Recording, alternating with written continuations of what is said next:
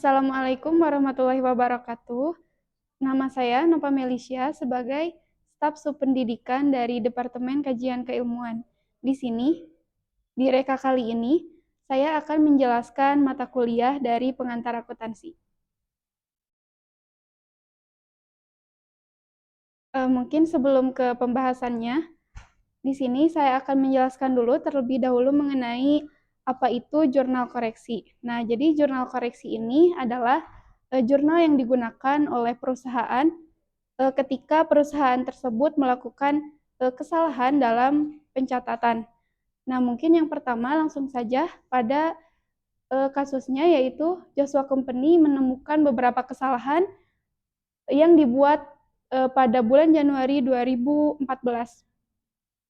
Yang pertama itu pembayaran beban gaji dan upah sebesar $700. Tapi perusahaan mendebit peralatan dan kreditnya kas sebesar 700.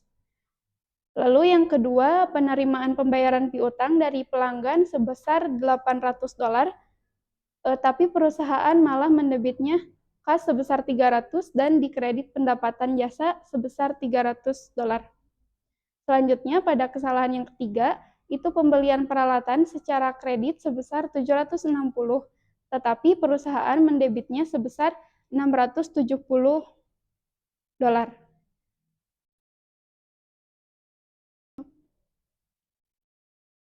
Nah, jadi pada kesalahan yang pertama tadi, Joshua Company ini melakukan pembayaran beban gaji dan upah sebesar $700. Nah, jadi jurnal yang salahnya itu perusahaan malah menjurnal peralatan sebesar $700 dan pada kas $700. Jurnal yang benarnya itu seharusnya beban gaji dan upah sebesar 700 dan kas juga sebesar 700. Nah, maka jurnal koreksinya itu adalah beban gaji sebesar $700 dan peralatan di kredit sebesar $700. Nah, mungkin teman-teman bertanya ya, kenapa akun kas tidak ada di jurnal koreksi ini? Karena pada saat jurnal yang pertama, pada jurnal yang sebelumnya itu kas sudah berada pada posisi yang tepat. Jadi pada jurnal koreksi ini tidak harus ada akun kas lagi. Lalu untuk kesalahan yang pertama yaitu jurnal yang salahnya itu kas pada pendapatan sebesar $300. Nah, seharusnya jurnal yang seharusnya itu adalah kas pada piutang sebesar $800. Nah, maka untuk mengkoreksi jurnal yang salah tersebut, maka perusahaan harus menjurnal pendapatan sebesar $300, kas sebesar $500, dan piutang sebesar $800. Selanjutnya, pada kesalahan yang ketiga, itu jurnal yang salahnya itu pertama, peralatan pada utang usaha sebesar $670, yang seharusnya itu peralatan dan utang usaha itu sebesar $760. Nah, maka jurnal koreksinya itu hanya membenarkan nominalnya saja, jadi ditambah dari jurnal yang salah tadi. Jadi jurnal koreksinya itu peralatan dan utang usaha sebesar $90. $90 ini dari 760 dikurangi dengan $670. Nah, lalu pada latihan soal yang kedua itu terdapat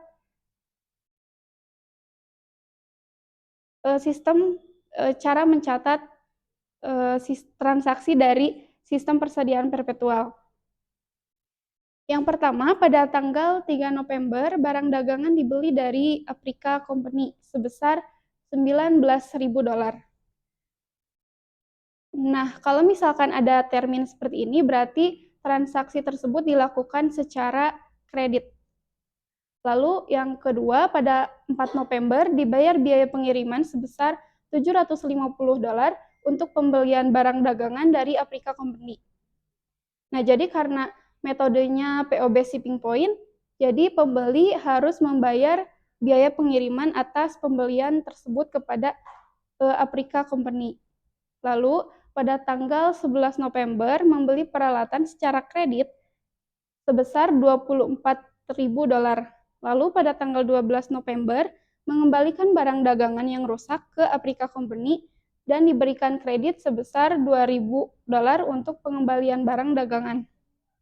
Lalu transaksi yang kelima, pada tanggal 13 November membayar jumlah terutang pada Aprika Company secara penuh.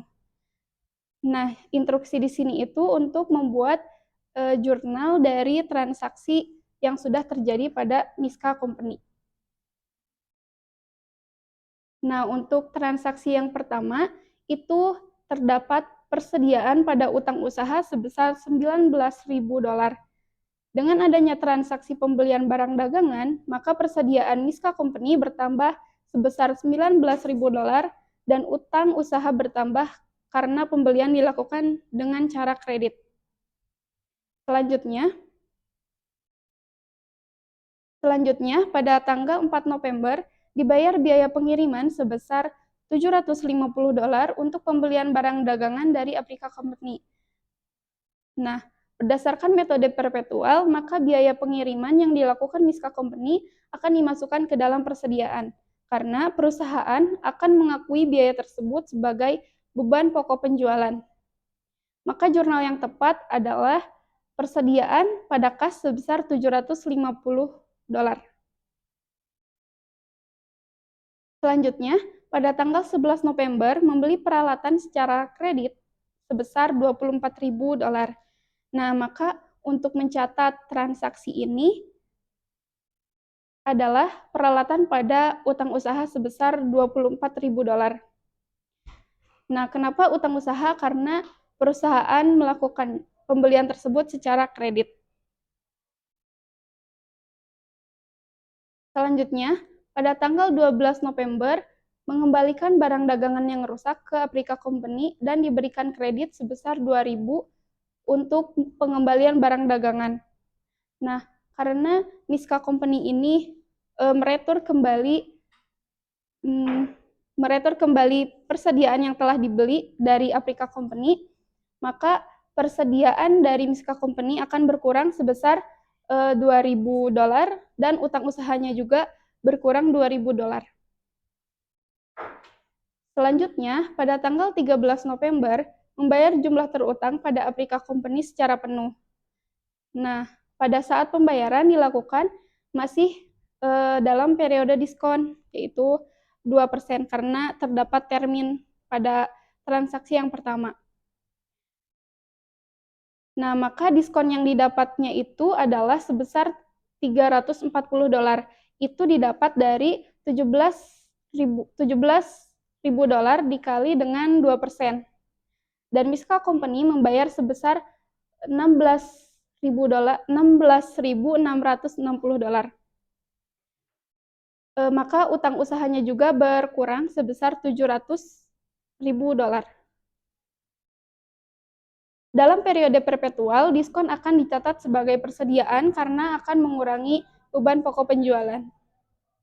Lalu selanjutnya,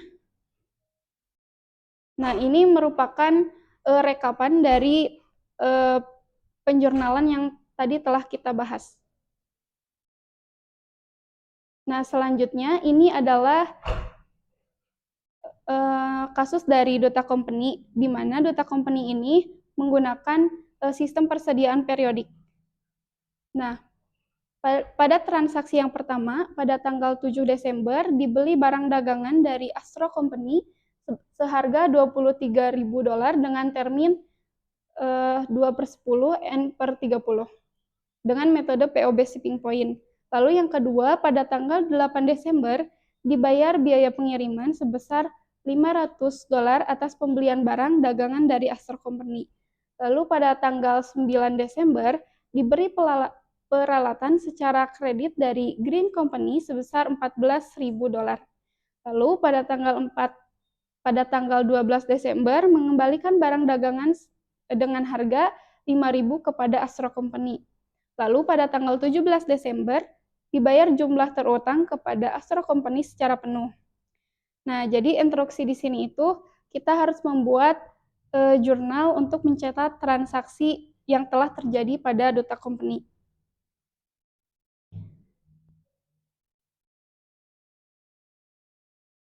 Nah, pada tanggal 7 Desember, dibeli barang dagangan dari Astro Company dengan harga $23.000. Nah, karena terdapat termin, berarti pembelian ini dilakukan secara kredit.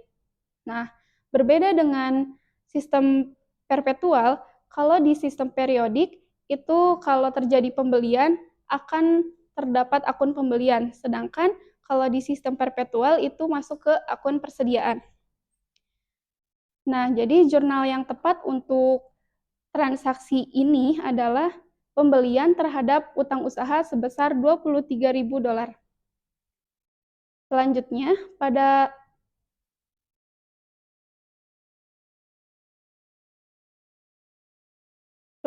pada tanggal 8 Desember, dibayar biaya pengiriman sebesar $500 atas pembelian barang dagangan dari Astro Company.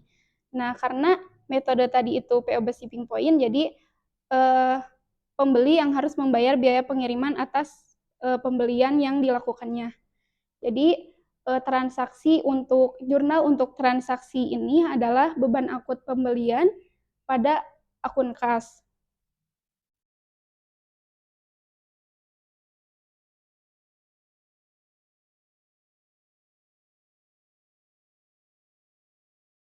Nah, kalau di sistem perpetual itu kalau biaya pengiriman masuk ke persediaan karena akan mempengaruhi beban pokok penjualan. Nah, kalau untuk sistem periodik ini masuk pada akun tersendiri yaitu beban akun pembelian. Lalu pada tanggal 9 Desember dibeli peralatan secara kredit dari Green Company sebesar $14.000. Nah, maka untuk mencatat transaksi ini adalah peralatan pada utang usaha sebesar $14.000. Selanjutnya, pada tanggal 12 Desember, mengembalikan barang dagangan dengan harga $5.000 kepada Astro Company. Nah, berdasarkan sistem periodik, meretur atau mengembalikan barang akan dicatat sebagai retur dan potongan pembelian. Maka, jurnal untuk mencatat transaksi ini adalah utang usaha terdapat retur dan potongan pembelian sebesar $5.000. Nah, kalau di sistem perpetual, meretur barang itu masuk pada akun persediaan. Nah, kalau di periodik ini memiliki akun tersendiri, yaitu retur dan potongan pembelian. Selanjutnya, pada tanggal 17 Desember, dibayar jumlah terutang kepada Astro Company secara penuh. Nah, karena duta company ini membayarnya pada saat periode diskon, maka duta company mendapatkan diskon sebesar 2%. Jadi jurnalnya itu adalah utang usaha di debit sebesar $18.000, lalu kas di kredit sebesar $17.540, lalu diskon pembelian sebesar $460. Nah, $460 ini didapat dari 23.000 dari $18.000 dikali 2%, yaitu $460.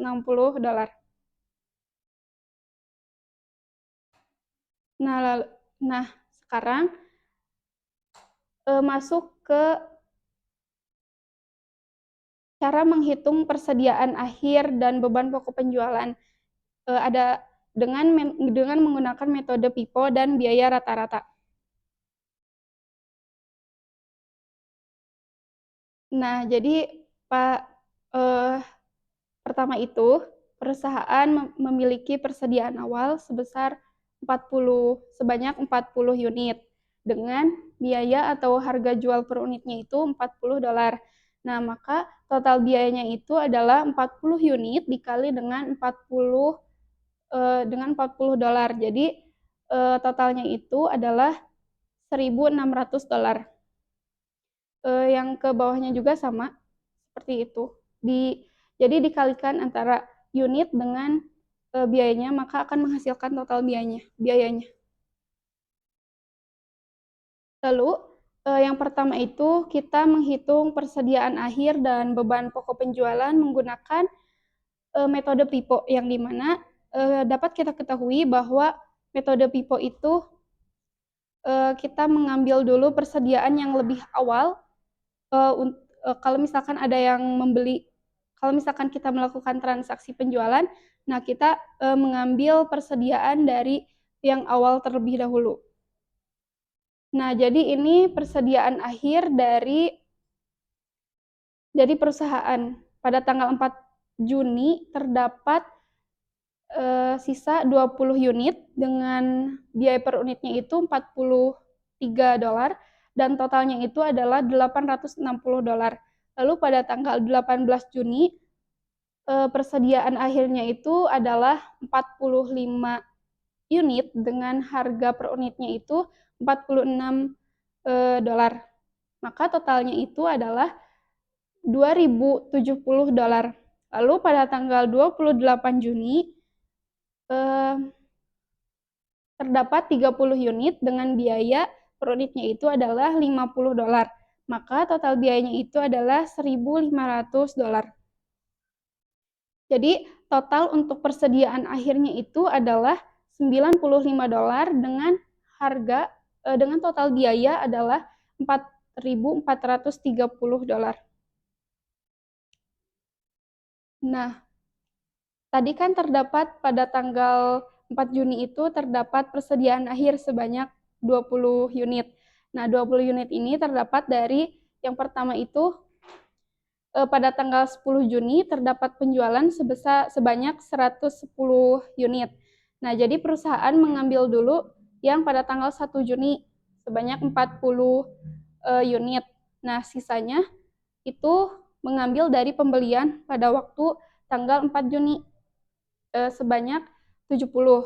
Karena kan di persediaan awal itu udah ada 40, jadi 110 dikurangi 40 itu 70, lalu sisanya mengambil di pembelian pada tanggal 4 Juni. Nah, setelah itu terdapat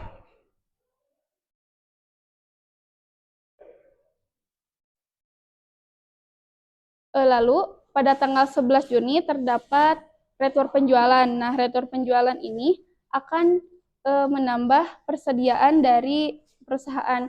Jadi sisa 70 tadi yang di 4 Juni itu ditambah 15 jadi 85. Nah, kemudian terdapat penjualan lagi pada tanggal 25 Juni sebanyak 60. Nah, maka yang sisa dari 4 Juni tadi dikurangi dengan penjualan yang pada tanggal 25 Juni itu sisanya 20 unit. Nah, terus tadi kan pada tanggal 18 Juni itu persediaannya 45 ya. Itu terdapat dari pembelian yang dilakukan pada 18 Juni sebesar 55. Namun pada tanggal yang sama itu terjadi retur pembelian. Nah, itu mengurangi persediaan yang dimiliki oleh perusahaan. Jadi, sisa persediaan akhir dari tanggal 18 Juni itu menjadi 45 unit. Lalu, ini terdapat beban pokok penjualannya. Beban pokok penjualannya itu jumlah yang tadi 10.975 dikurangi ini tuh beban pokok barang yang tersedia untuk dijual. Jadi total dari persediaan awal dan pembelian yang telah dilakukan pada sebelumnya itu sebanyak 10.975 dolar. Nah, dikurangi dengan persediaan akhirnya. Persediaan akhirnya ini didapat dari sini. Jadi 10.975 dolar ini dikurangi dengan 4.430 dolar. Nah, maka beban pokok penjualannya itu adalah 6.545 dolar. Oke, selanjutnya kita menghitung persediaan dengan menggunakan metode rata-rata. Jadi untuk persediaan akhir menggunakan metode rata-rata ini adalah total yang tadi, yang persediaan dengan pembelian, total biayanya itu 10.975 dibagi dengan keseluruhan persediaannya, yaitu sebanyak 250. Nah, maka persediaan akhirnya itu adalah 10.975 dibagi dengan 250. Nah, maka per unitnya itu adalah 43,9 dolar.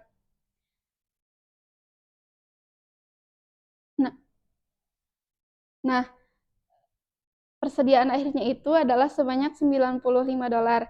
Dengan harga 43,9 dolar, maka itu dikalikan menjadi totalnya adalah 4.170,5 dolar.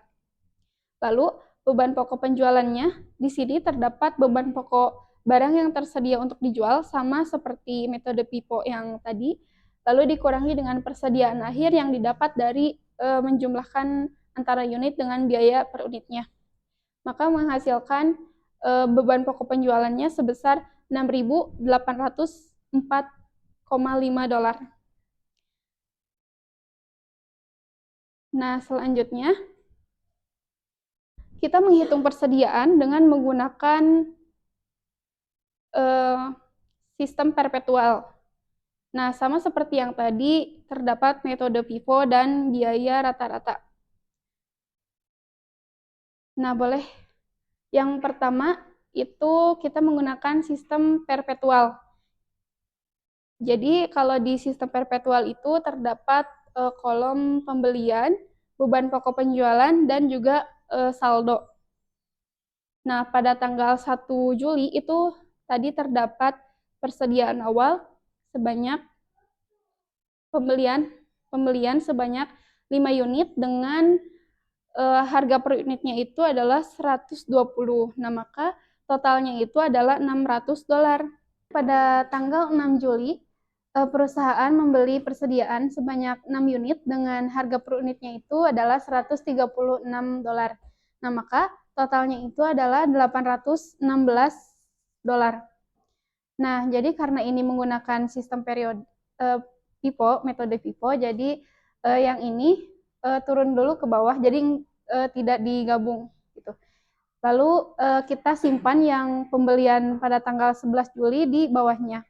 Jadi total keseluruhan persediaan pada tanggal 11 Juli itu adalah 1.056 dolar. Selanjutnya, pada tanggal 14 Juli, perusahaan menjual sebanyak 4 unit dengan jadi yang pertama itu kita mengambil persediaan yang atasnya dulu sebanyak 2 unit, lalu untuk 2 unitnya lagi kita ngambil di bawahnya dengan harga yang berbeda. Yang pertama itu dengan harga 120 per unit, lalu yang keduanya itu dengan harga 136 per unit. Maka sisanya itu adalah sebanyak 4 unit dengan harga 136 dolar dan totalnya itu sebesar 544 dolar. Selanjutnya, pada tanggal 21 Juli, perusahaan membeli persediaan sebanyak 8 unit dengan harga 147 dolar per unit. Maka totalnya itu adalah 1.176 dolar.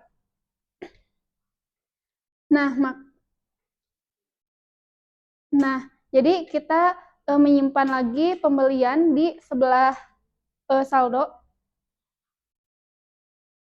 Jadi untuk persediaannya pada tanggal 21 Juli itu sebesar 1.720 dolar. Nah, lalu pada tanggal 27 Juli itu terdapat penjualan sebanyak 6 unit. Nah, maka yang pertama itu kita ambil yang 4 unit dengan harga 130 dolar dan kita ngambil lagi di pembelian pada tanggal 21 sebanyak 2 unit dengan harga 147 dolar. Nah, maka persediaan akhir dari persediaannya adalah sebanyak 6 unit dengan harga per unitnya itu $147 dan totalnya itu sebesar $882. Selanjutnya, kita masuk ke sistem perpetual metode biaya rata-rata. Jadi di biaya rata-rata ini setiap transaksi itu akan dijumlahkan kembali harga per unitnya. Jadi pada tanggal 1 Juli itu terdapat pembelian sebanyak 5 unit dengan harga per unitnya itu $120, maka totalnya itu 600. Nah, kita simpan di saldo sebanyak pembelian itu. Lalu pada tanggal 6 Juli itu terdapat penjualan sebanyak 3 unit dengan harga 120. Jadi kita ngambil yang pada tanggal 1 Juli dengan totalnya 360.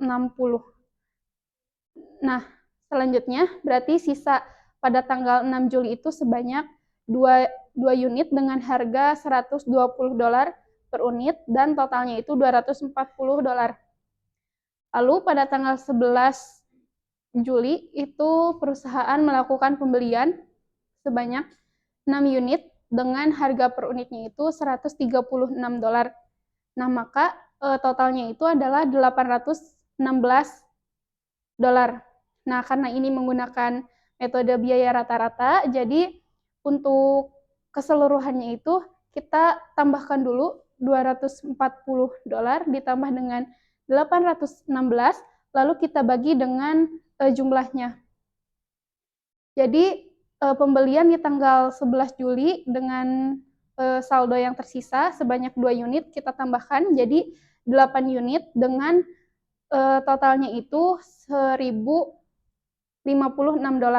Nah, yang 1.056 ini kita bagi dengan banyaknya unitnya. Jadi untuk harga per unitnya itu adalah $132.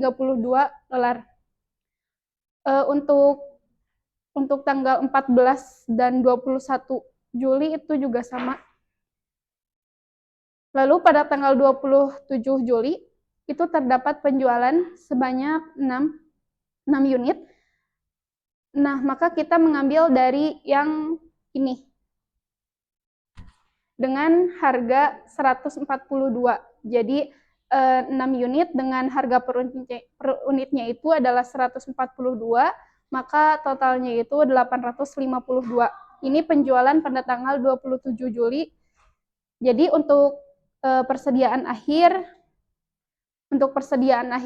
dari metode biaya rata-rata ini adalah sebesar $852 dengan 6 unit dan per unitnya itu seharga $142. Lalu kita masuk ke latihan soal berikutnya. Electronic Company melaporkan beban pokok penjualan sebagai berikut. Jadi ini laporan beban pokok penjualannya. Lalu ternyata Electronic Company ini melakukan kesalahan. Kesalahan pertamanya itu persediaan akhir tahun 2021 lebih saji sebesar $3.000. Nah, lalu yang kedua, persediaan akhir tahun 2022 terdapat kurang saji sebesar $5.000. Nah, instruksinya di sini kita harus menghitung ulang beban pokok penjualan yang benar untuk setiap tahunnya. Nah, jadi ini merupakan laporan beban pokok penjualan yang seharusnya. Persediaan akhir tahun 2021 itu kan lebih saji sebesar 3.000. Maka persediaan akhir tahun 2021 yang benar itu adalah $32.000. Itu terdapat dari $35.000 dikurangi dengan $3.000 yang yang lebih saji itu. Nah, kemudian persediaan akhir tahun 2022 itu kurang saji sebesar 5.000. Maka persediaan akhirnya itu ditambahkan jadi sebesar 35.000. Cukup sekian pemaparan dari latihan soal mata kuliah pengantar akuntansi.